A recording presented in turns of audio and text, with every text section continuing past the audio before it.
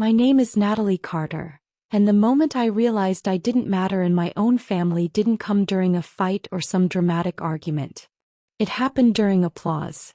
The dining room was bright with warm lights, relatives gathered around the table, glasses clinking, laughter echoing against the walls.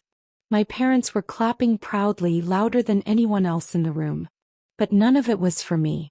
It was for my younger sister Madison. She stood in the center of the room smiling like the moment belonged to her because it did. She had just been accepted into a business program, and everyone treated it like she had just won a national award. My mother hugged her, my father took photos, my aunt called her the future of the family. I sat quietly at the end of the table watching it all unfold, feeling something heavy settle inside my chest. 2 years earlier I had graduated from that exact same program, top of my class, and no one had clapped for me. There had been no celebration dinner, no proud photos, not even a simple congratulations call. That night I realized something painful but strangely freeing. I wasn't invisible in my family. I was simply convenient to ignore. And once you understand the role people have given you in their story, something shifts inside you. You stop trying to impress them. You start building something they can't ignore. Growing up, I had always been the responsible one. I was the older daughter, the quiet achiever, the one who did everything right but never seemed to make the room brighter when I entered it. Madison, on the other hand, was what my parents called special. She had charm, confidence, and a personality that pulled attention toward her like gravity. People remembered Madison. They talked about her, praised her, celebrated her ideas even when those ideas disappeared a week later. I studied late, earned scholarships, worked part-time jobs to pay for my expenses, and tried to convince myself that none of it mattered. But the differences were impossible to ignore. When Madison turned 16, my parents bought her a car and threw a birthday party big enough to fill the backyard. When I turned 16, my father handed me a bus pass and told me independence builds character. When Madison wanted a laptop to start her blog, she got the newest model available. When mine broke during my sophomore year of college, I got my cousin's old one with half the keyboard letters faded away. Every time I noticed the difference, my parents repeated the same line. Natalie doesn't need as much. As if resilience was an excuse to give someone less love. The moment everything finally changed happened when I was 23. I had just completed my master's degree in financial engineering, something I had worked toward for years. I called my parents to share the news, expecting at least a little excitement in their voices. My father listened quietly and nodded once before saying, "That's good. Stability matters." Then he turned toward Madison and asked if she had decided which influencer conference she wanted to attend in Los Angeles. That moment didn't make me angry. It made something inside me very calm. In their world, Madison was the main character. I was the background detail. And suddenly I realized I didn't have to stay in that role anymore. A few months later I moved to Chicago. My first job was at a mid-level investment firm downtown. The hours were brutal and the competition relentless, but for the first time in my life I was surrounded by a system that didn't care about family dynamics. The numbers were honest. Markets didn't care whose child you were or how charming your sister might be. If you were right, you won. If you were wrong, you learned quickly. And I learned faster than most people expected. Within 2 years I was managing investment portfolios worth millions of dollars. But the real lesson I learned wasn't about money. It was about leverage. True power doesn't come from speaking the loudest. It comes from understanding the system better than the people who think they control it.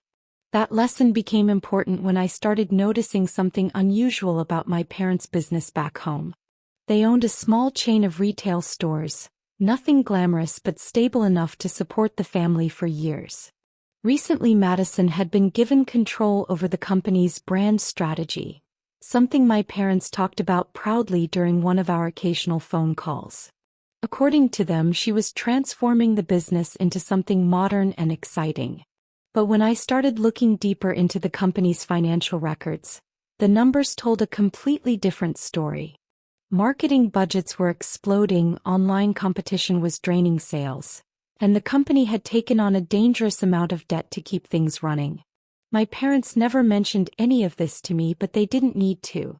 Financial filings, loan structures, and supplier records paint a very clear picture when you know how to read them. Within a few weeks of analyzing everything, I realized the truth. The family business was weeks away from financial collapse. Most people in my position would have warned their family.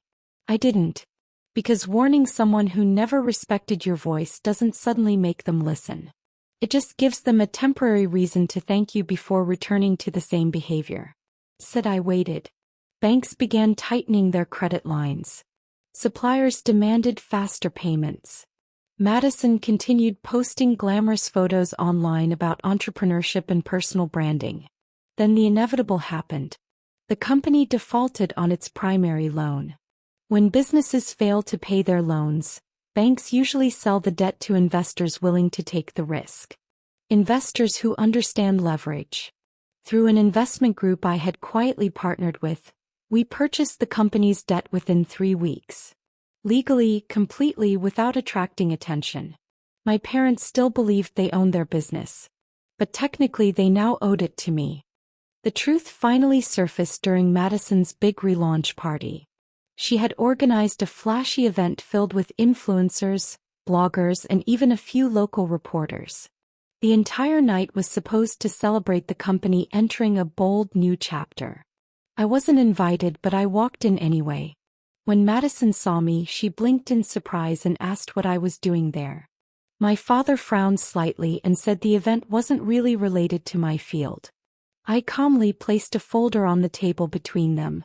Inside were the legal documents showing the company's debt transfer and ownership structure.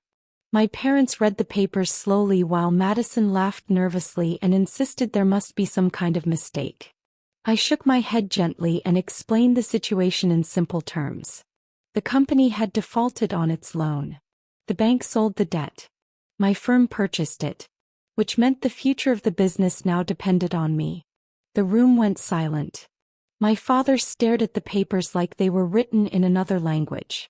Madison accused me of ruining the family business, of embarrassing everyone in front of their guests. I corrected her calmly. I wasn't destroying the company. I was restructuring it. Then I placed another document on the table. A new company structure that allowed my parents to stay involved as consultants if they wished. Madison, however, had no role in the future of the business. She exploded with anger, calling it revenge. I simply looked around the room at the employees standing quietly nearby and told her the truth. Revenge would have been letting the company fail. What I was doing was saving it. Not for my family but for the people who depended on those jobs. 6 months later the company was profitable again.